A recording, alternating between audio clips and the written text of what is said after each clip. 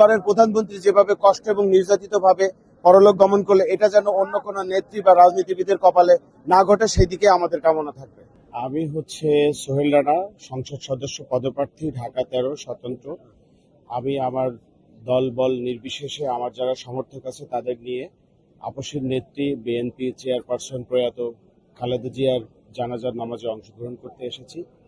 আমরা চাই যে সবাই আমরা দিল মন খোলা করে দোয়া করব যেন আল্লাহ পাক ওনার পার্থিব জীবনের গোনাগাটা মাফ করে। রাজনীতিবিদ ছিলেন উনি, আপসের নেত্রী ছিলেন, দেশপ্রেমিক ছিলেন।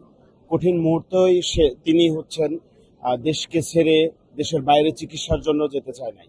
ওনার কাছ থেকে আমরা এই শিক্ষাগুলো, এই মেসেজগুলো নিতে পারি যে রাজনীতিবিদগণ যে দেশের প্রতি যে ভালোবাসা এবং যে মাটির প্রতি যে মমতা, এটা ওনার কাছ থেকে আমরা শিখতে পারি। সেই শিক্ষাটা আমরা যদি ধারণ করতে পারি, লালন করতে পারি, এটা আমাদের জন্য, আমাদের দেশের জন্য মঙ্গলকর হবে। একজন সংসদ সদস্য পদপ্রার্থী হিসাবে আমি আমার সমর্থকদের নিয়ে জানাজার নামাজে অংশগ্রহণ করতে এসেছি। সবাই, আমি দেশবাসীর প্রতি এবং আপামর জনগণের প্রতি, সবার প্রতি আমার আহ্বান থাকবে যে আপনারা দলবল নির্বিশেষে ওনার জন্য খাস দিলে দোয়া করবেন। আল্লাহ পাক যেন ওনার পার্থিব জীবনে যে গুনাহগাটা আছে, যে ভুলগুলো আছে, এগুলো ক্ষমা করে ওনাকে জান্নাতুল ফেরদৌস নসিব করেন। দেখেন, উনি দীর্ঘদিন ধরে স্বৈরাচার সরকারের যে প্রতিপক্ষ হওয়ার ফলে উনি ঘরোয়াভাবে জেলে ছিলেন এবং বিভিন্ন সময় বিভিন্ন আঘাতের সম্মুখীন হয়েছেন, কষ্টের সম্মুখীন হয়েছেন এবং দীর্ঘদিন ধরে অসুস্থতায় ভুগছিলেন। তো আপনি যে প্রশ্নটা করলেন যে এই যে এখন নির্বাচনের সম্মুখীন হচ্ছে বাংলাদেশ, দেশের ক্রান্তি লগ্নে ওনার মতন আপসী নেত্রী আমাদের এই নির্বাচন দেখে যেতে পারলো না, এটার জন্য আমাদের আফসোস হচ্ছে। আমরা যারা ইয়াং জেনারেশন আছি, আমরা যারা দেশপ্রেমিক আছি, তারা ওনার জন্য আমরা দোয়া করতে পারি।